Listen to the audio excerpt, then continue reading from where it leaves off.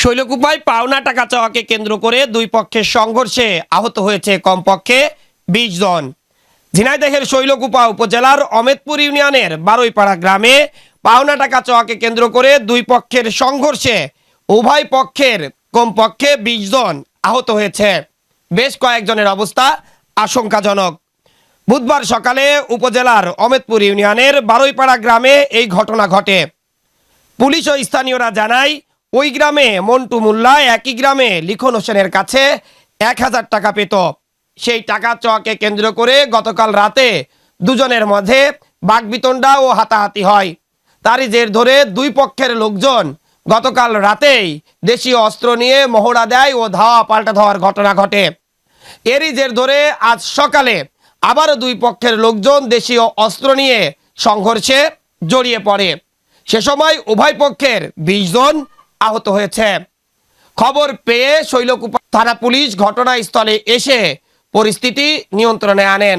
আহতদের উদ্ধার করে শৈলকুপা উপজেলা স্বাস্থ্য কমপ্লেক্সে ভর্তি করা হয়েছে।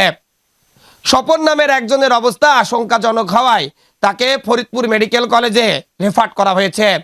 এছাড়াও আরও কয়েকজনের অবস্থা আশঙ্কাজনক ছিল। শেষ খবর পাওয়া পর্যন্ত তাদেরও রেফার করার প্রস্তুতি চলছিল। দীর্ঘদিন ধরে শৈলকুপা উপজেলা একটি অশান্ত উপজেলা। তবে গত কয়েক মাস ধরে শান্ত থাকলেও বেশ কিছুদিন ধরে আবার অশান্ত হয়ে উঠেছে শৈলকুপা। কি কারণে ঠিক এই অশান্ত তার সুনির্দিষ্ট কোনো কারণ না থাকলেও শৈলকুপা উপজেলা এখন অশান্ত উপজেলা হিসাবে মানুষের কাছে পরিচিত। দীর্ঘদিন ধরে যে সকল গ্রামে মারামারি আর হানাহানি দেখা যেত না, সেই সকল গ্রামেও এখন মারামারি আর হানাহানি ছড়িয়ে পড়েছে।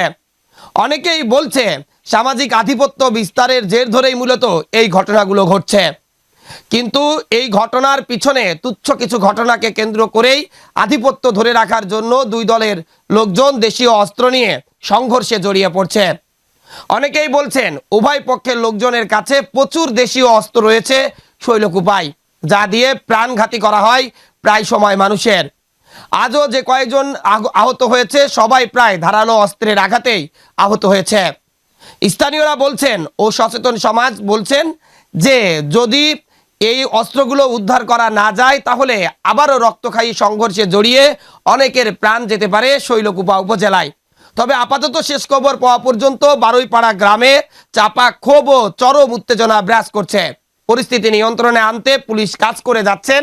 যে কোনো মুহূর্তে আবারও দুই দল গ্রামবাসীর মধ্যে সংঘর্ষ বাড়তে পারে বলে আশঙ্কা করেছেন স্থানীয়রা। সচেতন মহলের দাবি, প্রশাসন যদি কঠোর ভূমিকা পালন না করে তাহলে এখনই এই হানাহানি ও মারামারি থামানো মোটেই সম্ভব নয়। Desk report, eagle TV news.